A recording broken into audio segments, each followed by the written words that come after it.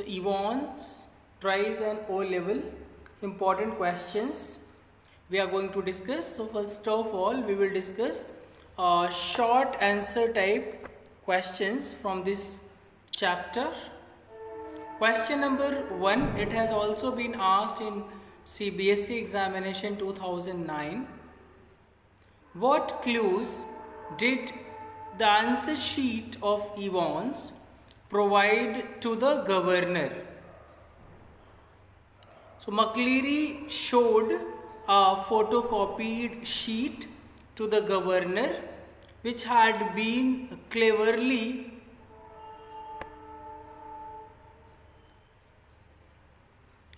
superimposed on the last page of the German question paper. The governor decoded it for Newsbury and by putting together the 6-figure reference, the index and center number 313/271, and with the help of the Ordnance Survey map of Oxfordshire, he was able to locate Evon's in the middle of Chipping Norton.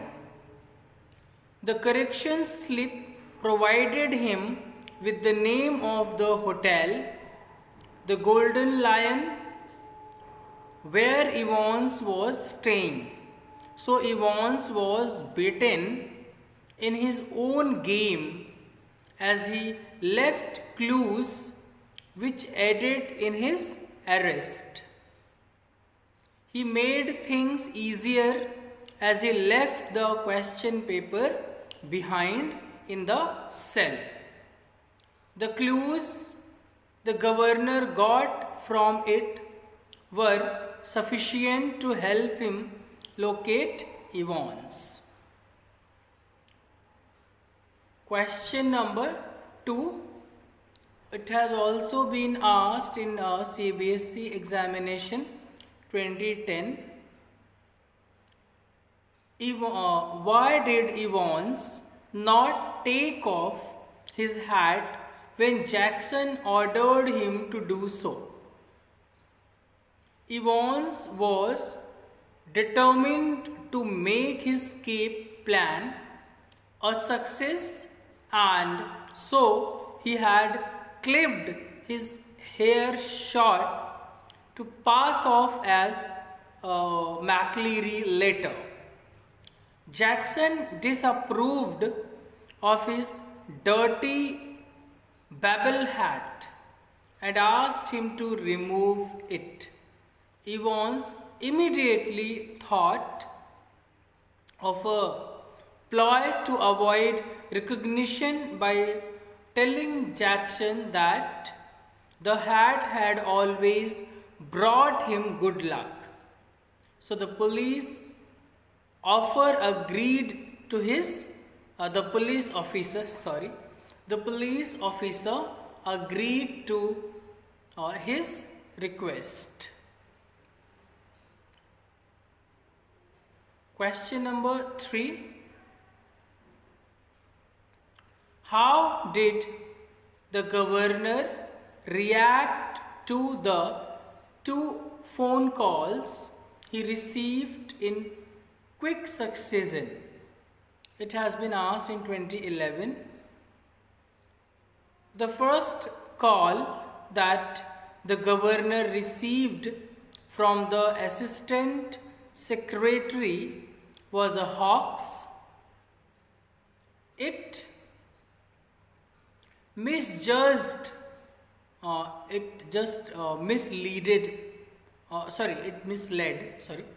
misled, not leaded, the second form of lead is led. Misled the gullible governor by demanding a prison van in connection with a remand case, whereas the van was needed for Evon's escape. The underlying idea behind the second call was to take Stephens away for some time so that Evans could give finishing touches uh, to the makeup and look like McLeary. Question 4. What clues did the answer sheet of Evans provide to the governor? So the answer sheet had been cleverly attached to the last page of the question paper by Evans to outwit his opponents and mislead the police. It was from his answer sheet that the police got the clue that Evans had hit McLeary, whom Evans was himself impersonating. The six-figure reference landed him in the middle of Chipping Norton. Question number 5. Who was Carter? Why did the governor ask him to do? Who was Carter? What did the governor ask him to do? So the Carter was the detective superintendent whom the governor summoned after Evans' supposed escape. The governor wanted him to accompany the injured McLeary, it is misprinting here, as he was the only one who seemed to know what was actually happening and might be in the position to help in locating Evans, who had escaped. Question number 6. What were the contents of the small brown suitcase that McLeary carried? So the small suitcase that McLeary carried contained all that he would need for his morning duties, meaning his invigilation work. It contained the sealed question paper, envelope, a yellow investigation form, special authentication card, etc. Question number 7. What did the detective superintendent inform the governor about Evans? The detective superintendent informed the governor that McLeary had spotted Evans driving off along Eelsfield Way. They had got the number of the car all right and had given a chase immediately, but had lost him at the Haddington roundabout. He assured that Evans must have doubled back into the city. Now question number 8. How did the governor find out where Evans was? When the governor finally realized that it was Evans who had gone out with Carter and that he was impersonating McLeary, he thought about the 6-digit reference number, and after putting the two numbers, the index and the center number together, and with the help of the Ordnance Survey map for Oxfordshire, the governor reached the hotel to find Evans. Question number 9. What did the governor tell the secretary of the examination board about Evans? The governor tells the secretary of the examination board that Evans was quite a pleasant sort of person. He was one of the stars at the Christmas concert due to his ability to imitate well known persons, but he was also a cognital leptomaniac. Question number 10.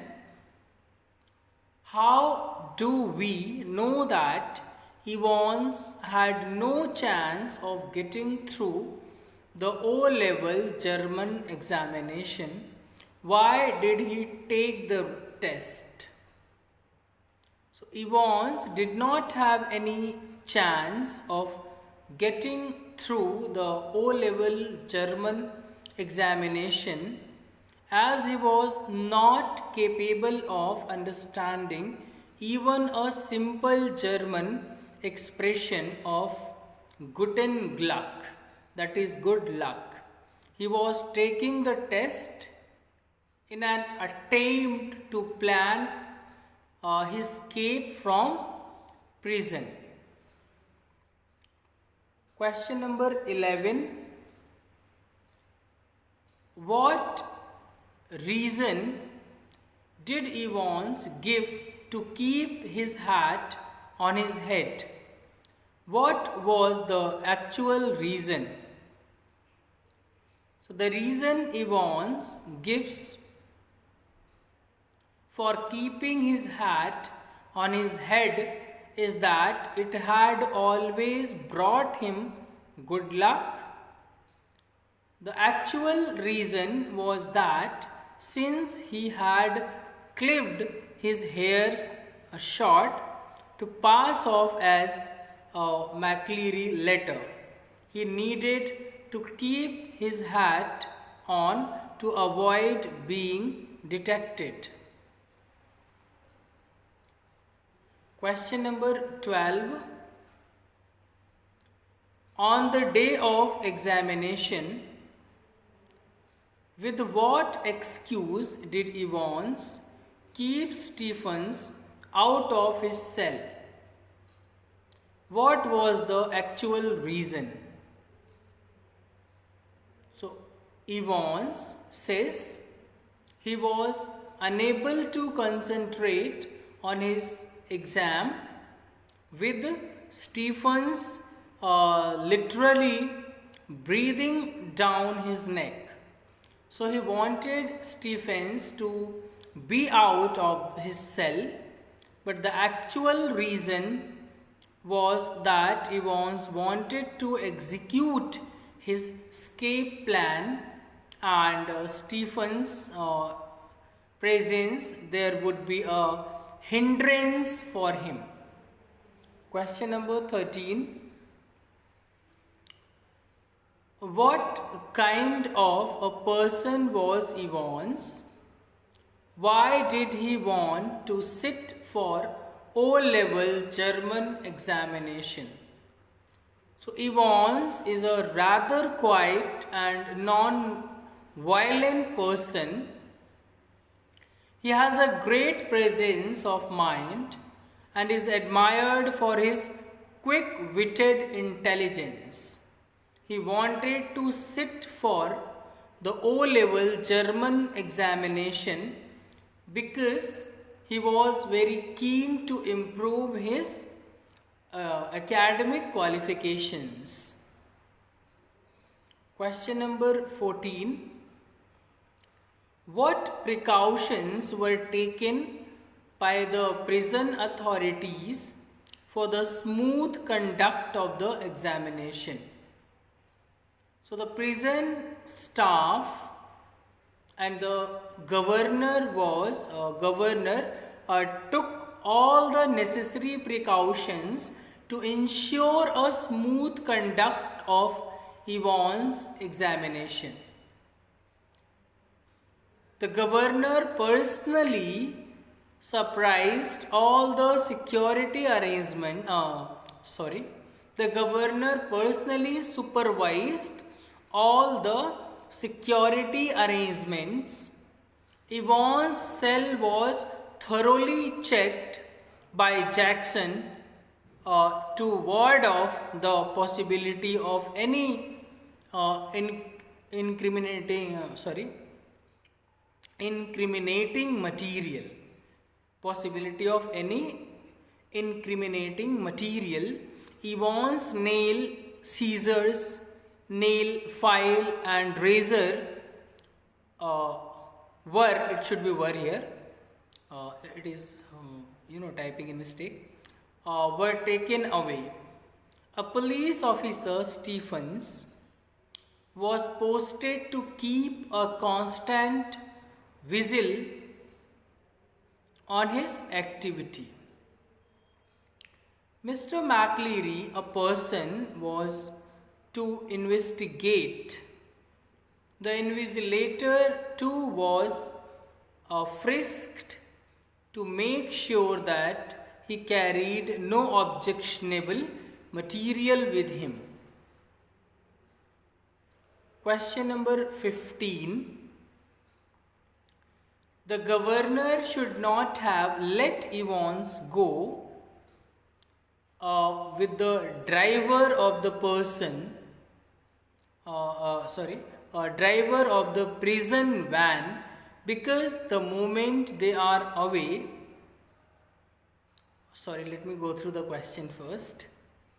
What could the governor have done to securely bring Evans back to the prison from the Golden Lion? So the governor should not have let Evans go with the driver of the prison van, because the moment they are away from the governor, the so-called prison officer, a friend of Evans, unlocked Evans' handcuffs and tells the driver to move fast, thus making Evans have the last laugh.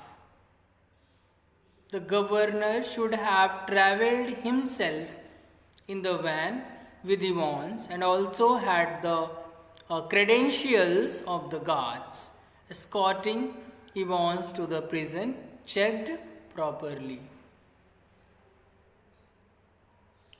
Question 16. What precautions were taken for the smooth conduct of Evans' O-level examination?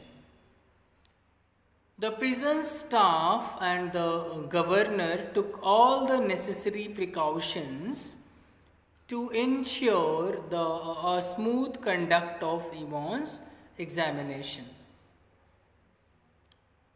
The governor personally supervised all the security arrangements.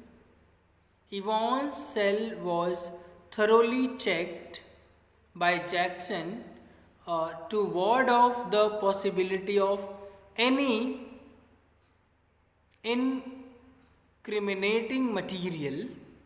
Evans' nail scissors, nail files, and razors were taken away. A police officer, Stephens, was posted to keep a constant vigil on his activity. Mr. McLeary, a person, was to invigilate. The invigilator too was frisked to make sure that he carried no objectionable material with him. Question number 17. According to the governor, what kind of person was Evans? So according to the governor, Evans was quite a pleasant person with no record of violence. He was in fact one of the stars at the Christmas concert, as he was good at imitating. The governor thought of him merely a. Already we have discussed no, this question. I think it has been repeated here.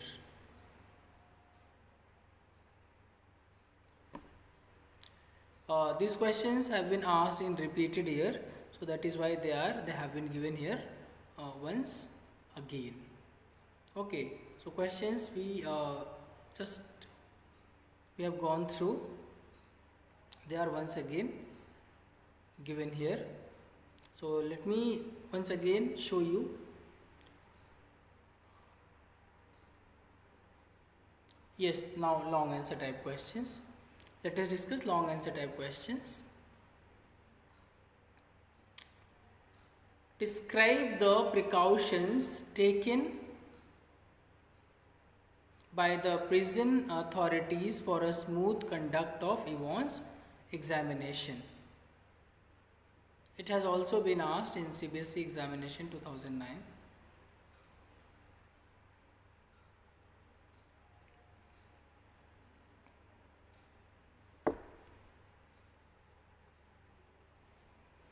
The prison staff and the governor took all the necessary precautions to ensure a smooth conduct of Yvonne's examination.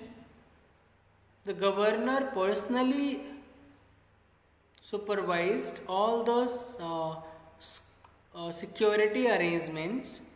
Yvonne's cell was thoroughly checked by Jackson to ward off the possibility of any incriminating material. So also we have gone through this one earlier.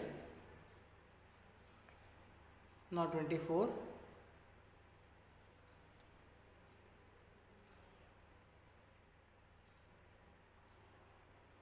How did the question paper and correction slip help the prisoner and the governor? So these all the questions here have been repeated. So we have discussed all these questions earlier. Yes, let us discuss question number 26. Rest we have gone through. Yes, question number 25 we haven't gone through. What precautions were taken by the prison authorities to ensure that the German exam was conducted smoothly and also under strict security? So to ensure that the German exam was conducted smoothly and also under strict security, Yvonne's razor and nail scissors were removed from the cell. The Reverend Staff McLeary, who was the invigilator, was frisked on arrival. Police officer Stephens was deputed inside the cell. All the prison officials were also put on high alert. There were 2 locked doors between Yvonne's cell and the yard. A microphone was installed in the cell as a precautionary measure through which the warden could listen to their talk by switching on the receiver. The senior prison officer Jackson and officer Stephens had worked round the clock and made foolproof arrangements and taken all the necessary precautions to ensure that the exam was conducted smoothly. Question number 26. How was injured McLeary able to befool the prison officers? It has been asked in 2012. The prison authorities did not verify McLeary's true identity. A fake McLeary impersonated the real McLeary, who had been bound and gagged in his study. McLeary did not go out of prison but stayed inside the cell.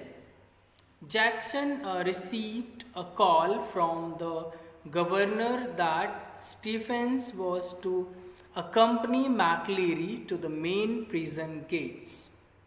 As Stephens peeped into the hole to Yvonne's cell, he was horrified to see the injured McLeary there.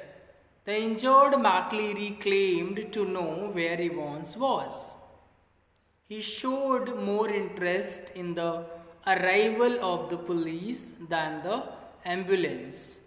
He drew the attention of the governor to the German text on the photocopied sheet about Elsfield way to Haddington roundabout.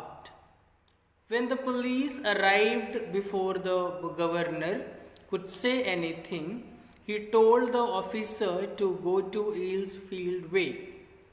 He pretended to guide the authorities to help them track Yvonne's. The injured McLeary, who was actually Yvonne's, claimed to have seen Yvonne's driving off Elsfield way. When they reached the examination board, he gasped and the police called him an ambulance and left him there. The police called for an ambulance and left him there. In this way, the actual Yvonne escaped. Thus, actually, the police was after runaway Yvonne's while the real Yvonne's left the prison cell.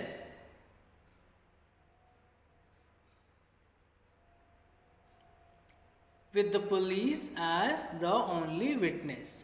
So in this way, real Yvonne's disguised as injured McLeary and was able to befool the prison officers.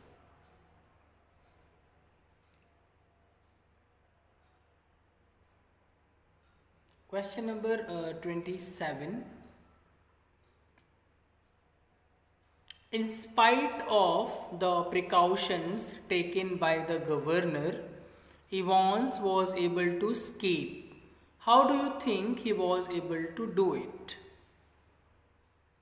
So Yvonne, the habitual jailbreaker, outwits everyone, and in spite of all the precautions taken by the governor, he is able to escape from prison. From the very beginning, when the German teacher enters the prison to the last encounter between the governor and Yvonne's in the hotel, the latter outsmarts them at each stage and proves that they are no match of his crafty scheming. Yvonne carries out all his plans right under their noses, turning the tables of them, making the prison authorities appear as good for nothing officers. He keep the filthy looking red and white baubles hat on his head during the examination. The hat was actually to hide his recently cropped hair. Also, he knew that prison officers will blindly go by assumption. He was assumed that Yvonne had hit McLeary and escaped. In fact, Yvonne is actually officially escorted out of jail by the prison officials themselves. Finally, at the hotel, when the governor feels he has been able to nab Evans, he doses him and slips away. So let me show you more questions will be discussed in my next video. So thank you students for watching the video. See you tomorrow.